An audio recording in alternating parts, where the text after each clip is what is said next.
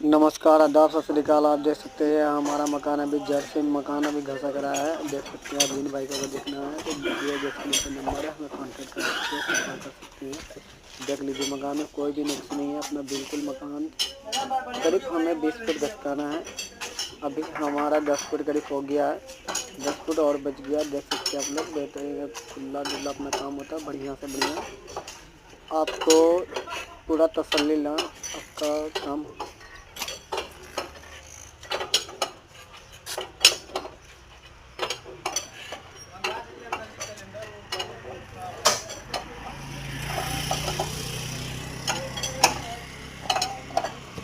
इसको पीछे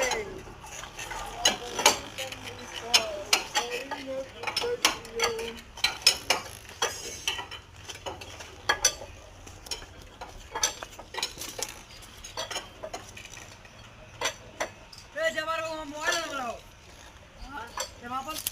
हाँ मोबाइल, हाँ मोबाइल, हाँ मोबाइल।